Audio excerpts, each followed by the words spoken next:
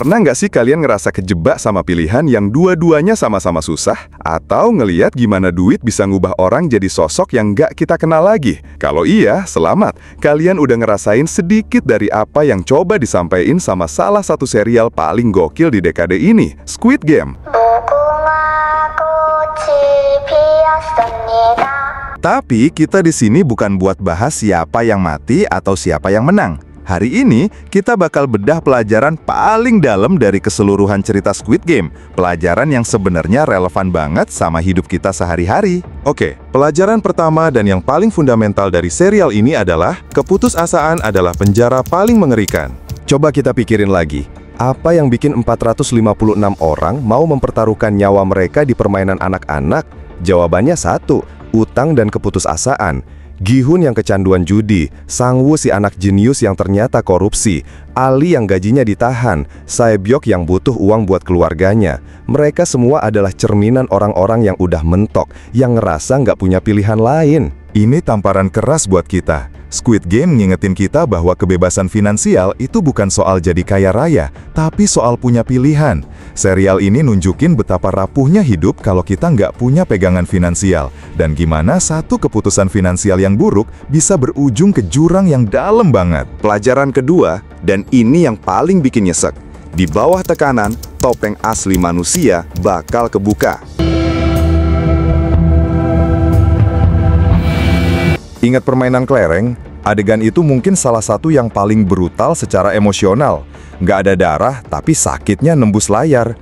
Kita lihat gimana Sang-woo, yang kita kira teman baiknya Gi-hun, dengan dinginnya ngorbanin Ali yang polos dan percaya banget sama dia. Di sisi lain, kita juga lihat Gi-hun yang, meskipun ditipu, tetap punya sisi kemanusiaan sama kakek Il-nam. Squid Game itu kayak laboratorium sosial raksasa. Saat semua didorong ke batas kemampuan mereka, kita bisa lihat siapa yang milih buat bertahan hidup dengan cara licik dan siapa yang masih megang teguh nilai kemanusiaannya. Ini ngajarin kita buat hati-hati. Karakter asli seseorang seringkali baru kelihatan pas lagi susah.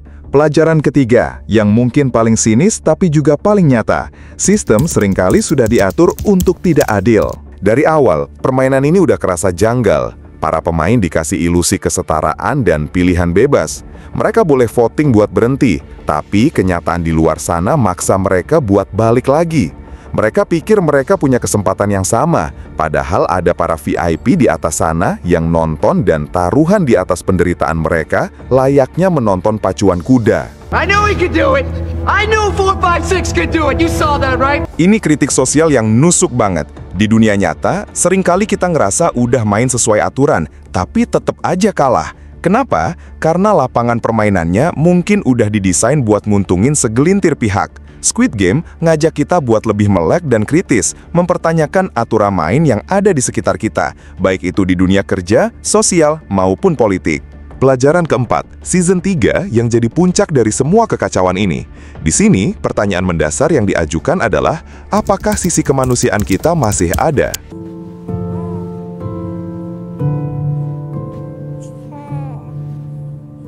Kita lihat gimana Gi-hun di tengah semua keputusasaan rela berkorban demi nyelamatin satu nyawa, yaitu seorang bayi. Ini nunjukin kalau di tengah situasi paling buruk sekalipun, masih ada harapan dan kebaikan dalam diri manusia. Sebuah pesan yang kuat banget. Endingnya juga mind-blowing. Kemenangan bayi yang baru lahir seolah jadi simbol kalau harapan baru bisa muncul dari sistem yang paling busuk sekalipun. Dan pelajaran terakhir, yang jadi inti dari semuanya, uang tidak akan pernah bisa membeli kebahagiaan sejati. Ini dia ironi terbesar dari Squid Game.